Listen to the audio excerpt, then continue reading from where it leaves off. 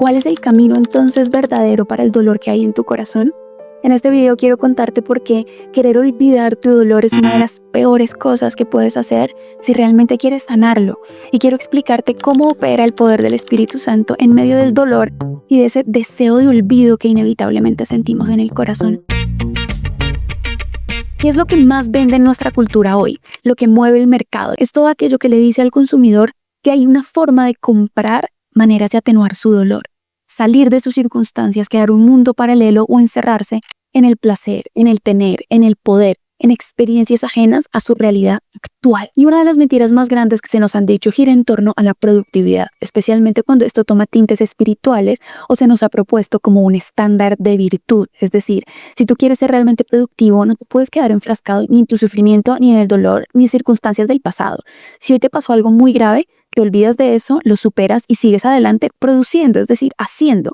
Y como les contaba, cuando esto toma tintes espirituales o se te propone como un estándar de virtud, se te presenta la figura de Jesús como alguien que nunca se preocupó por el dolor, que superó el dolor porque era un macho apoteósico que confiaba en el Padre. Y si a ti algo te duele es que no estás confiando en Dios, o no estás orando lo suficiente, o no estás abriéndote al Espíritu Santo lo suficiente, porque Dios no quiere que sufras. O se te propone esta figura del perdón. Es que tú no estás perdonando porque perdonar es olvidarlo o recordarlo sin sentir absolutamente nada. Eso es algo que es ajeno a la fe.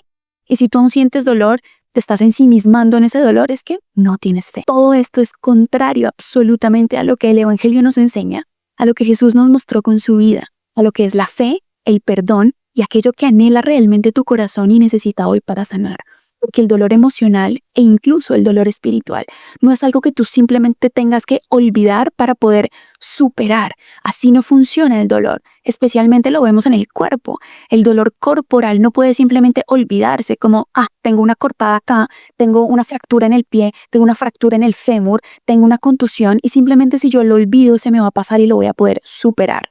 Si esto ocurre con el cuerpo, como cuando tenemos una herida, que además se deja mucho tiempo sin tratar, expuesta al ambiente y a lo que hay alrededor, se puede infectar. Y si se infecta, empieza a producir materia. Y si esa infección llega al torrente sanguíneo, tenemos graves problemas de salud. ¿Qué hay que hacer entonces? Llevar la herida al médico, que la abra, la limpie, y en ese proceso de curación salen cosas que no son bonitas. Solamente así podemos llegar a la sanación. O si te fracturaste, hay que ir y exponer la fractura y dolerá un montón y habrá tiempo de sanar, pero lo que no puedes hacer es ignorar lo que está ocurriendo. Si eso pide nuestro cuerpo, ¿cuánto más no pedirá nuestra alma, nuestro espíritu y nuestro corazón cuando hablamos de dolor, de situaciones que han traspasado nuestra historia, que nos han marcado profundamente? Pero ahí afuera solo se nos ha vendido esta idea productiva, eficaz, virtuosa según la lectura de algunos, de que el dolor se tiene que olvidar para poder superarlo. El dolor no se puede olvidar, pero sí es verdad que el dolor no puede ser el único filtro a través del cual vemos la vida. Sí es verdad que debilita el alma, que debilita la voluntad, que debilita el proyecto de vida que tú tienes, que tú todo lo hagas a través del dolor. Y que ese dolor o ese suceso que te ocurrió, o ese sufrimiento que estás atravesando hoy, sea lo único que ves. Porque eso también te incapacita y eso tampoco es virtud. Es cierto también que el dolor en esta vida es inescapable. Alguno de ustedes me preguntaba en uno de los comentarios que leí es, ¿cómo puede ser posible que tú digas que Dios no quería el dolor? Si Él es omnisciente, omnipresente, si Él es omnipotente, Él sabía que iba a haber pecado, Él sabía que no sé qué, Él sabía que demás. La realidad es que en este mundo caído el dolor es inescapable. ¿Dios quería el dolor para nosotros? No. ¿Dios nos creó libres? Sí. En esa libertad nosotros elegimos el plan contrario a lo que Dios quería para nosotros y padecemos las consecuencias de ese pecado, el dolor, la muerte, la enfermedad, la ruptura, sí. Y Dios, viendo esa situación, quiso encarnarse y mostrarnos cómo poder asumir ese dolor de una manera que nos permita encontrar al Padre al final de ese camino, sí. Ahora, de ahí podemos concluir que el dolor es un fin, como todas estas corrientes espirituales que te dicen que hay que flagelar y sufrir y padecer y que en esta vida todo es dolor y muerte y sufrimiento y que nada tiene sentido hasta que lleguemos al cielo. Eso no es lo que el Señor nos mostró con su vida, porque Él también rió, Él también vivió plenamente, Él también gozó, pero también se enfrentó al dolor cuando tuvo que hacerlo. Y eso es justamente lo que el Señor nos muestra, no sé, en el Getsemaní.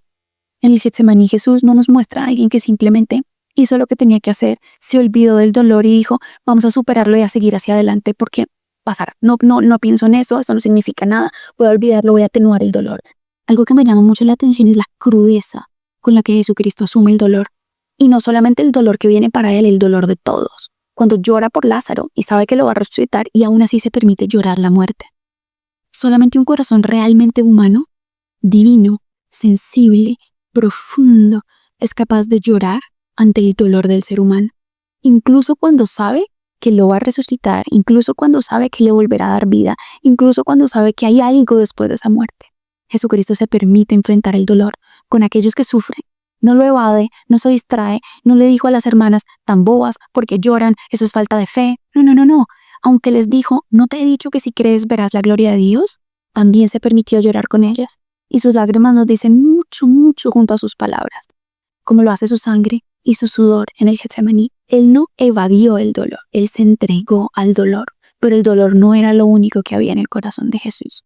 Y yo creo que esa es la invitación. Ahora, ¿es fácil para nosotros vivirlo? No. Y ahí es donde viene con fuerza y con poder el Espíritu Santo en tu vida y en la mía, porque no es una herramienta más. Tenemos esta idea de que el Espíritu Santo es un santo más, al que le pedimos la intercesión, que le pedimos para que esté, para que nos ayude, para que es Dios. Es el amor mismo entre el Padre y el Hijo. Sin el Espíritu Santo, nada en la vida espiritual ni en la vida humana es posible. Porque tú y yo a veces espiritualizamos la acción del Espíritu Santo justamente como un ayúdame a olvidar, ayúdame a superar.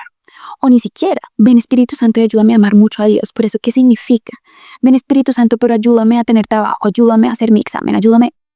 Hombre, uno puede pedir la acción del Espíritu Santo para todo. Lo necesitamos para todo.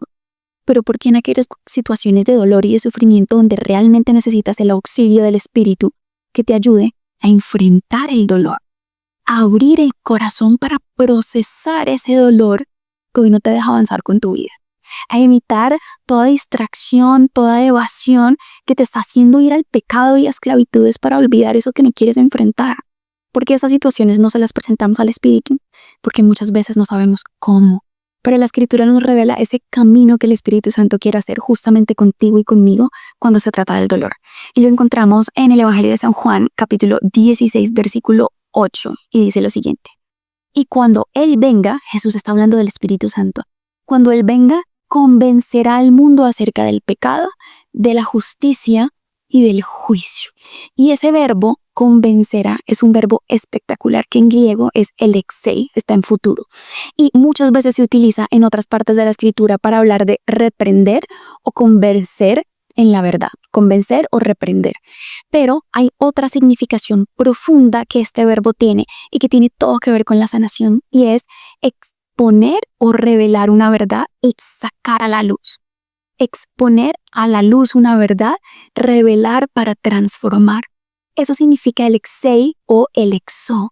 Y esto es muy hermoso porque nos enseña qué es lo que hace el Espíritu Santo en tu vida y en la mía cuando realmente hay situaciones de dolor que estamos dispuestos a abrirle a Él para que Él las saque a la luz. Otro ejemplo, el mismo verbo lo encontramos en otra parte de la Escritura en la carta a los Efesios, capítulo 5, versículo 13, y dice así: todo lo reprendido es manifestado por la luz, y vuelve a aparecer el mismo verbo, el exomena. ¿Y qué significa aquí todo lo reprendido? Todo lo que ha sido revelado, toda la verdad oculta que ha sido expuesta. ¿En dónde? En la luz. Ha sido sacada a la luz, ¿por quién? Por el que es la luz. Por eso dice Jesús que no hay nada oculto que ni llegue a conocerse. Y esto es muy importante porque tú y yo no podemos evadir para siempre, evitar confrontar las situaciones dolorosas de nuestra vida, porque esas salen, lo quieras o no, en tu temperamento, en tu carácter, en el daño que le haces a otros, en las malas decisiones que tomas, en las esclavitudes en las que has caído por querer olvidar o evadir eso que te pasó. Todo lo oculto sale. El único que lo puede sacar de una manera que realmente revele una verdad desconocida, pero que te transforme, que te sane y que te haga bien, es el Señor. Y por eso no significa solamente sanar, como sacar a la luz todas tus heridas, porque hoy en día se volvió muy popular, muy instagramable o muy, no sé, viralizable hablar de sanación. Todo el mundo habla de sanación, todo el mundo habla de heridas, todo el mundo, y de hecho he visto hasta parodias, como todo el mundo hay que sanar y todo el tiempo hay que sanar y estoy cansado de sanar, ¿no? Y creo que es porque hemos hablado sin mucho rigor de que todo es herida, todo es dolor, ¿no? Todo es sufrimiento y todo hay que sanar.